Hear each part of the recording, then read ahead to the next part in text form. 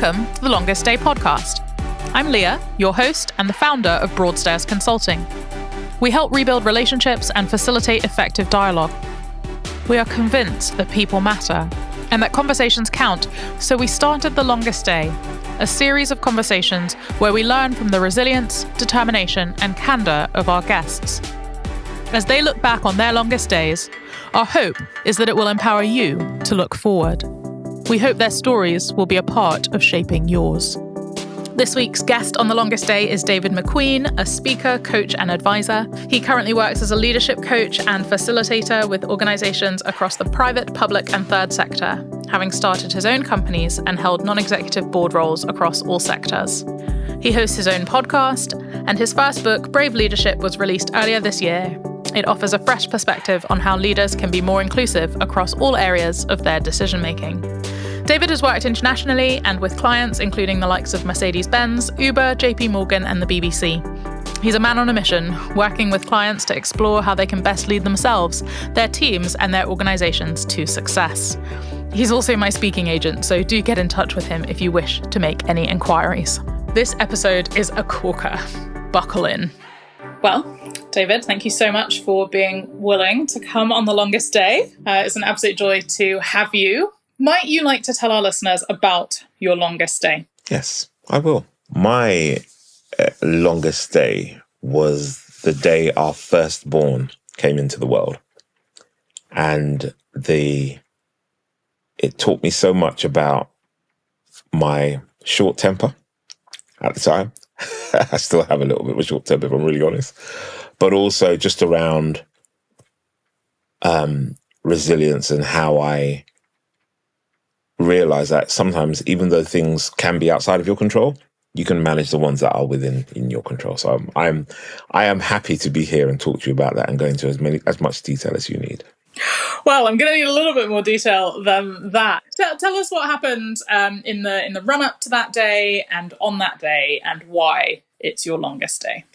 So the background is when we were expecting Rihanna as our first child, everything in the run up until going to the hospital was all smooth and hunky-dory and absolutely fine.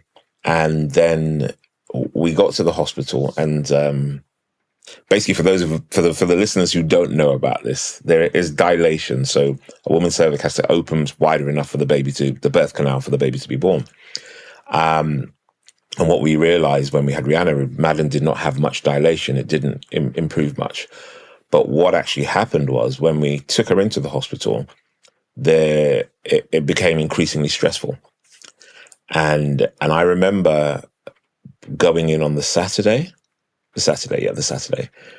And it was a Sunday that was the longest day. Because the Saturday we went in with the expectation that, hey, tickety boom, we'll go in, a little bit of dilation, pop goes the baby, everything will be fine. And then Sunday came along and we realized that there were complications. So things happened like they had a heart monitor that was to check not only Madeline's heart rate, but also Rihanna's, who's my eldest, her heart rate as well. And there are a number of times where it started to go down. And we realized in that space as well, the etiquette of those who were in full care of Madeline while she was there wasn't brilliant. There was one nurse who was fine, but most of the doctors weren't. And even when we had things like inspection for dilation and all the rest of it, there were times where people just really did not have a really good bedside manner. And again, this is a very open, as I've seen some of your other episodes, people are very open about this. I'm going to be very explicit. But, there were times where I was like, if you're going to go and investigate dilation, can you be a bit more gentle? And can you be a bit more thinking about the impact it will have on my wife? And I remember there was one point where there was a doctor going to do inspection and it just felt like it was, like no care had been given. And I remember actually looking at that doctor, and to give you context, I had hair then. So I had longer hair and I was growing it out because I thought I was Samson. I was going to grow it all the way through this birth until the child was born. And I was not shaven. And I remember looking at this doctor and I knew I looked at him like, dude, like, honestly, if you're not careful, I'm jumping over this button and I'm going to knock you the hell out. And then there were some other points that happened and I just saw Madeline increasingly coming under pressure. And in all honesty, I started to get scared. I was like, there's two things here. I'm not losing a child and I'm not losing my wife. And, there was this whole, I kept on hearing this monitor, kind of like the monitor rate going lower and lower, especially for Rihanna. And so I said to the doctors, I said, look, we've obviously explored all this kind of stuff, and my wife hasn't made a lot of dilation. And so I think we need to make a decision about that. And they were like, no, we don't need to rush the process. I said, my wife is in a lot of distress, and the potential part of my baby as well. So we're going to make a decision on that. And they were like, no, we have to process this. And I remember they left the room. And then they came back in afterwards, and I said, listen, I'm not messing about. My wife needs a C-section, and you need to be able to sort this out within the next 24 hours. I said, and that's not a threat. I'm telling you what needs to happen. And I know that at that day I was, as my daughters will adequately say to me when I get really angry around something, I was very, very calmly, but very passive aggressive, that there was no other option out of this. And I remember coming to the end of the day, and then they made the decision that Madeline was going to get a cesarean section the day after. But I remember leaving and going home, and around the time my mother-in-law, who was staying with us, she for many years she had Alzheimer's, but we had noticed that there were some behaviors that showed that there was a bit of forgetfulness and early onset dementia.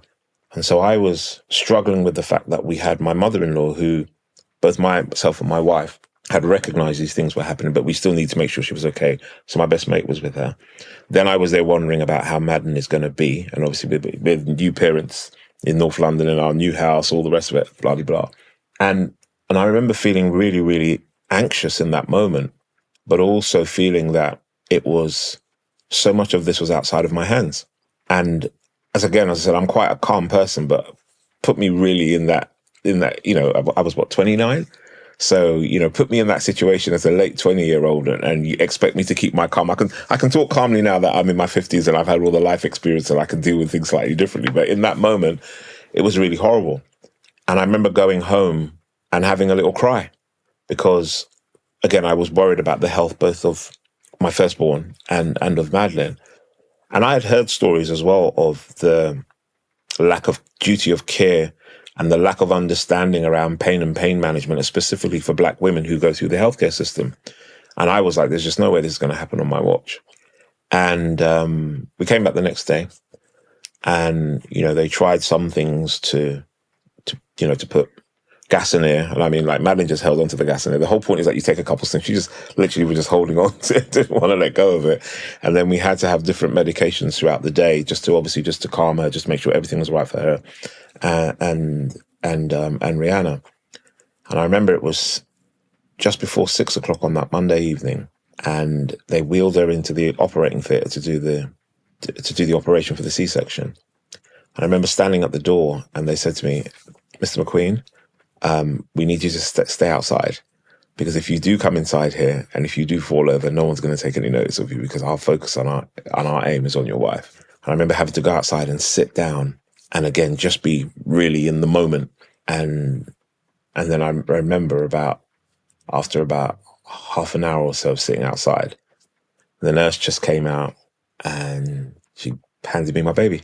And it's, no matter how many stories you hear about people having children, and no matter how many films or books or whatever you have read, there's nothing quite like that experience of being in that moment when you've realized that this human being of which you are 50% responsible for has landed in your hands. And now you've got essentially, respectfully, a lifetime of commitment of making sure that this little human is able to navigate the world as best as they can until they're an adult for themselves. And I say, although I've given you the span from Saturday, Sunday, and Monday, it felt like one day. It actually literally felt like one day. And that for me, if I take out of all of that, I'll take the Sunday out as a separate one. I went through a whole roller coaster of emotions of what this meant to me. And to this day, even when Rihanna was here on the weekend, and even when I look at her, sometimes I'll look back and I go, oh my God, like I remember what you had to go through to get here. And I remember there was something that actually happened as well. They said her because her vitals had dropped down, when she came out, her skin was a little bit grey, and they had to really, really, really rub it just to kind of like get the blood circulating in her body. And I remember thinking, you know, what has actually happened to my child? Why are there these little red blotches of this little grey thing in front of me in a towel? And it really, really made me appreciate the power of life. And it really made me also appreciate the fact that you can only control the things in your control. And it gave me a sense of both empathy and compassion. And I'll explain my difference between the two. Empathy, I think, is when you can really understand what someone's emotions are and kind of like share that burden with them. Whereas compassion, you don't necessarily take on the emotional burden, but you can understand what they've been through. And I think there's a place for both of them. But going through that day really gave me a sense of what it would be like to be empathetic for people who go through some tough times and realize how precious life is and how important it is to cherish those moments. And that would, as I say, I haven't really spoken about that experience publicly in this way, but that was definitely one of the longest days for me, but one that I look back at and I'm grateful for, not for the trauma that it induced in any way, because I wouldn't want anybody to have to go through that, and I wouldn't have wanted my wife or my daughter to go through that. But understanding that sometimes life will throw you some curveballs, and it's how we respond to that makes us who we are. I couldn't agree more. But there's something troubling about the number of things that you had to contend with as a 29-year-old, about to become a parent, dealing with a challenging in-law situation in North London 20-something years ago. 26. Who was able to help you maintain a sense of perspective or encourage you as you were fearful in those situations? So I think I'd definitely say my best friend, Paul, my best friend, who I think if he was here, he'd say that he was probably just as terrified as I was, but he needed to be that anchor, that source of strength as we were kind of going through that. So even when I came home, both on the Saturday night and the Sunday night from the hospital, he was very present in saying to me that it will be okay, and things will be managed. And Paul is younger than me, but we've always had a frequency that we operate on, an understanding, sometimes without even saying anything. And yeah, he was quite pivotal, because although I had some other individuals around me, my mother had 3 natural childbirths, so she would not have been able to have a sense of empathy around what that actually looks like. I don't think she's ever had any experience of somebody having a C-section, to my knowledge anyway. And so I wanted to go not necessarily with somebody who had done been through the same experience, but somebody who knows how I operate, and somebody who could be in that moment, who could say, all right, you know what, Dave, there's a lot going on here, but just take a moment, just breathe, and you'll be fine. And again, what was quite unique in this situation is that at 29, I was one of the first of my group of friends and people around me to have a child. I was one of the first ones to do that. So there wasn't the experience of others who were age mates who were able to say, well, we went through a tough time as well. I think there was only probably one other who had a child older than us, but again, wasn't really within touching distance of being able to address on that specific night what we were going through. So it was down to my best mate, Paul, really being an anchor and a real source of strength, just for me to remember that whilst there were some things that would have ticked me off and really kind of frustrated me even more, he was like, I got you guys. So, don't stress and try to build too much more into it than there is. I definitely got you. Ask the questions that you need to ask. He definitely said to me on the Monday, he said, always just be asking questions just to get clarity about where you are. Ask them what they're doing, ask them about safety, ask them. And I think it's that kind of guiding hand allowed me to navigate that space a lot better. Because I think if I wasn't asking questions, I'd probably be making accusations. And so being able to ask the questions was definitely a strong point for me. And look at me all these years later, now I'm a coach, obviously. So the questioning obviously works. But in that moment, it was important to have him around reminding me of just being able to ask that question and to stay focused. One of the things that you said suggests that you had a very strong sense of responsibility, both for Madeline's welfare, but also for Rihanna's welfare and obviously coming into the world. How did that situation where you weren't really being taken seriously or didn't feel seen or heard change your relationship with responsibility? So one of the things I always wanted to make sure that I did or do was I always wanted to be very present around the well-being, emotional and physical well-being of my children. And before that happened, I do believe that because of the youth work that I did, I ended up being like a father figure for a number of individuals who just didn't have somebody who was quite present for them. And this lent itself to a lot of young people who had been through some really harrowing experiences, from domestic to sexual violence. I remember, especially in my mid-20s, that I don't know what I had said or done, but I literally came across a hell of a lot of young people who came out as gay, lesbian, or bisexual. And in many instances, again, when people had shunned them within the community, especially coming from an African or Caribbean community, that in those times, a lot of people would shun them and add a layer of religion on top of that didn't actually help. And I always had a sense that my kind of purpose was to be able to stand in the gap and to be a father figure for a number of those individuals. And in some cases, I think I had to unpick this in therapy as well. In some of those situations as well, I had to kind of like take a step back. So it wasn't my default. It was only necessarily if it was necessary, but it didn't have to be. And so that kind of steeled me or prepared me for the kind of the role of the protector and the role of being able to just be there for my wife and my daughter.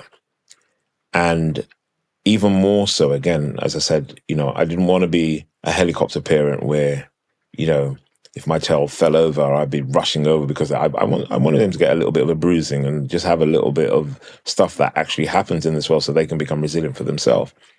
But that situation really gave me a newfound respect for what it actually means to be, whilst by distance I can be a father figure, what does it actually mean to do that for your actual own child? And so, that experience, and I guess afterwards as well, it opened up the door for me to have a conversation with a lot of fathers, just around how do we unravel or how do we challenge a lot of the notions that we have around being a father and what that means to be a father. And especially, I will double down on saying, especially being a black father to girls, there are so many stereotypes and so many layers that are attached to that I just really wanted to make sure that I was doing right by my wife and doing right by my daughter, to bring her into the world as safely as possible and to be that protector, to be that provider, to be that support as long as I could until she was able to support and defend herself. I hope that answers your question. It does. But here's another one. Okay. I imagine that your experience of parenting has had a profound impact on your coaching practice. Yes. And your understanding of what it means to be a leader. Mm-hmm. You've obviously written a book called Brave Leadership.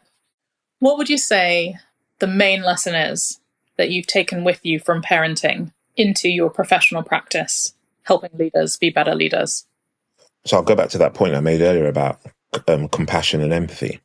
There are times where our daughters would go through some stuff emotionally or physically that was quite heart-wrenching for them. I remember an actual incident, and I'll wing this back. I remember an incident when Rihanna was quite small. We had gone to a retreat for the church that we were in at the time. And I remember we were in our chalet, and Madeline, my wife and I were unpacking our bags in the chalet. And Rihanna decided to go outside and play with some friends, or make friends with some individuals. And there were like 4 kids together. So we were unpacking and doing our stuff, and we saw her work, and she's always been a really jovial person. She'll talk to anybody. She's always been that kind of individual.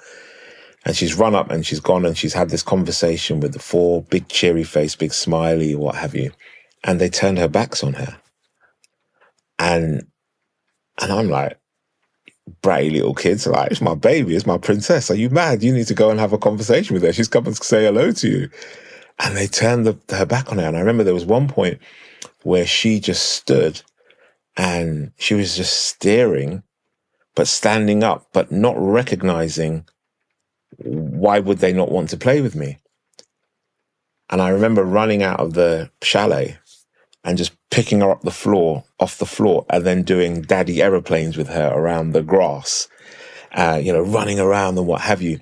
And then these little kids looking on, like, first and foremost, who is this guy and what fun is this girl having? And I'm looking at them like, you little brats, you're not getting into this. You left my daughter alone. I'm keeping out of this. And then I remember just sitting her down again, and then thinking, but she's got to learn how this is going. She's got to learn for herself. And so I let her play, and she went back out, and she just she saw them, and then she just made her own space. She didn't really make an effort to go back there. And the reason why I share this story is because we looked at that, and both Madeline and I were like, okay, she needs a sibling, because we don't want her going through this life going, oh my God, like, I did just want her to be an only child. And so shortly after that, we tried. Why do people say we tried for a baby? We went to have another child. And unfortunately, Madeline miscarried. And we lost the second child. And there was a whole load of emotions like, oh my God, like, again, you're in a situation where people don't tell you that more miscarriages happen in any given year than full pregnancies. But people don't give you that information because it's not the message that people want to really hear. And I remember sitting with our doctor, and the doctor, when we went in, obviously we've gone in just to go and get a scan, because obviously Madeline feeling things don't feel right. There's no movement. We go and get a scan. There's no heartbeat.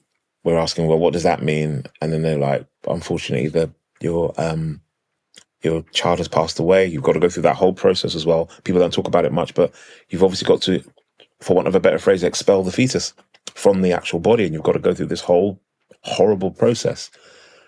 And I remember feeling so numb and pushing down my own grief, because it was important for me to be there present for Madeline. And I remember, like, a couple of weeks afterwards, we went to our GP. It was either GP or doctor, yeah. Anyway, I can't remember if it was a GP or related to the hospital. And this guy was sat there, heard our story, and he was chewing gum. And in my head, I'm like, dude, this is like a serious situation. You're sitting down there chewing gum, your mouth's going 2 to the dozen like a camel. What's going on here? And he's like, miscarriages happen all the time. There's lots of people that have it, and it's unfortunate, but you're 2 young people. You're just in your early 30s. You're fit and healthy. Go out there, go and have more sex, and go and have another kid. I'm like, oh, what? Like, honestly? And we literally left the doctor's surgery killing ourselves with laughter, but it was just the medicine that we needed. And then we had our second child, which is Lauren, not too long afterwards. But there was something about all 3 of those. So when Lauren was born, Lauren was a planned cesarean. So we went in, we knew exactly, we made a choice at that time that it would be a lot less stressful and traumatic if we go in and have the planned cesarean, which obviously worked for us. And the whole care was a lot better. But with those 3 incidences, it really made me realize around when I'm sitting down as a leadership coach, I'm dealing with a lot of individuals who they may be excellent at a specific skill or work that they're doing, but there's a whole load of emotions that are going through their mind. And very often I will ask my clients, how are they with their friends and their family? And I make inquiries about, I can help you to make 20, 30 million in a given year, and we can talk about the mindset to do that. Well, now, how are you with your family? How are you with your friends? If you're in a relationship, what does that actually look like? And sometimes clients look at me and they're like, why are you asking me this stuff? I just want to know. I just want to know how you show up in there. And as a big part of the work that I do, especially for people in high-performing senior roles, I find out so much about how they present based on the answer that they give me around their friendships, their family, their social relationships. And very often there are individuals who are trying to fill the holes that may be missing from those familial or social relationships, and try to do that in work. Or sometimes there's a real massive disconnect between the two. And one of the things I've learned from my role as a parent is that I have to have that level of consistency. So again, there's empathy when they are sad or hurt, but there's going to be compassion when they have to learn things for themselves. When I have to tell them off, but I've got to tell them off with love, and I've got to tell them off firmly or really challenge them. And I do the same thing with my clients. If you're going through a tough bit, I'll be really empathetic with you. But, if you are doing some stuff where you need to get a grip and pull yourself together, I'm also going to challenge you on that as well. Why are you having this limiting belief? We get it, but we've had this conversation. Fix yourself and snap out of it, and let's keep it moving. And it's not as straightforward as that. I'm just giving you, I'm painting a broader brush here. But the lessons I've learned from the parenting were, it is really a balancing act. And it's also very important for me that even though I will come with some really challenging approaches, those tools are not about my projection, but around being able to go, what are the things that I see around you? What's the scenario? What's the behaviors? What's the environment that you're in that I want to challenge? And what are the tools or the questions or the assessments or the methodologies that I use to be able to challenge you to think slightly differently in order to be able to get to that end goal? And I think about it in the same way with my daughters. Sometimes they'll laugh at me and they go, Dad, don't coach me. I say, I ain't coaching you. I'm cussing you out. I'm not coaching you. But if I need to, and this is the way that you need to get from A to B, I'm going to ask you that kind of coaching question. So a big part of it is learning to have a sense of distance, but not being afraid to ask those questions, and to always come, as with all my clients, I always come from a place of love.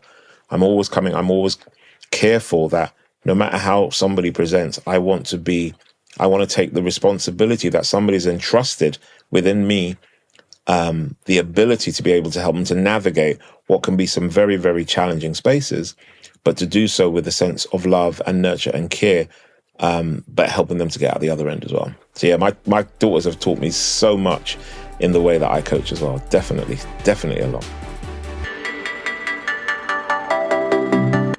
Wellbeing. You know the facts. Things are worse than ever. Burnout, trauma, absence, attrition. Leaders are tired of the empty gesturing about mental health. Leaders are resigned to ticking boxes, obliged to throw money away on medically flimsy, temporary solutions that have failed workforces. Adagio VR is the culmination of decades of work by a fellow of the Royal College of Psychiatrists. Partners of the NHS and Oxford University, this is the world's first ever virtual reality program using clinical therapeutics accessible anywhere. Take meaningful action. Remove the need to cope. Adagio VR. I mean, you have two beautiful, wonderful daughters. But I want to pick up on something that you have just said with a slightly different focus. Mm-hmm.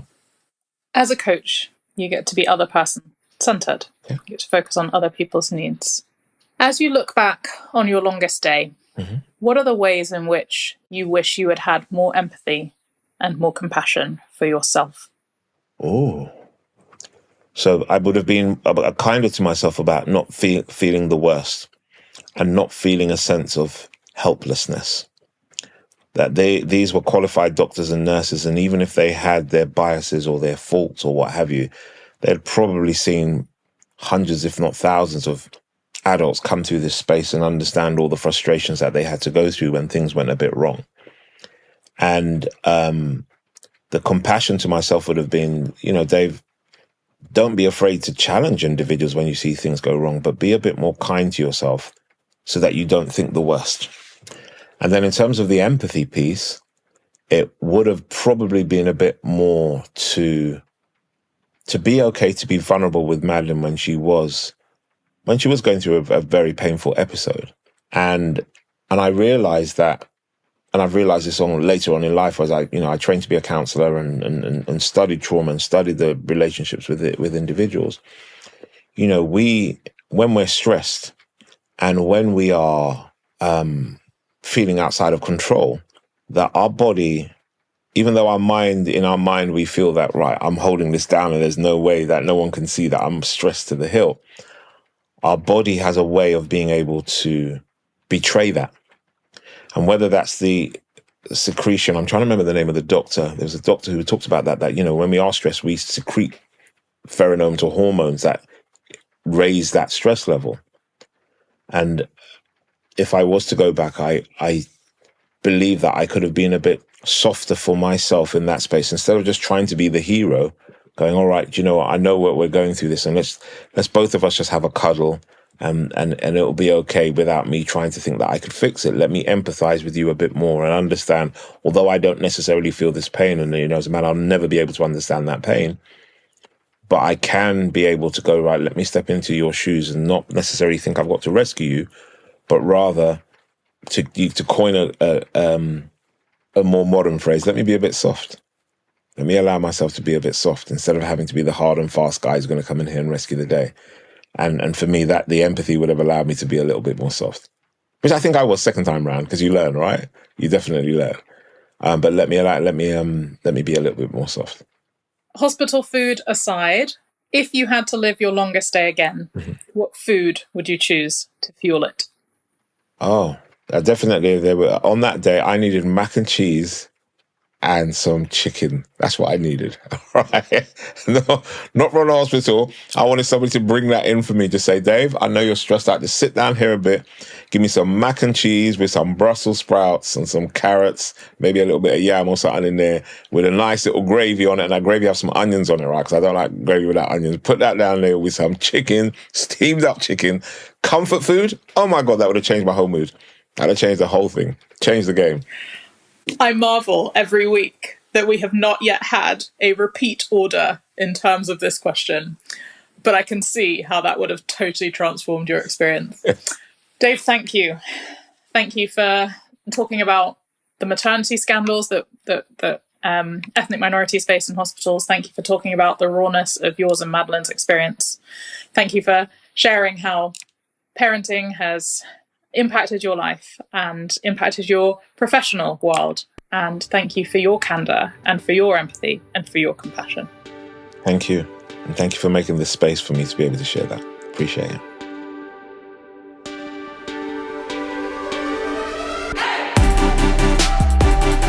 You've been listening to a Broadstairs Consulting Limited podcast. We hope you've enjoyed this episode. Tune in soon to hear the next instalment of The Longest Day. Copyright 2024. Production copyright Broadstairs Consulting Limited. All rights reserved.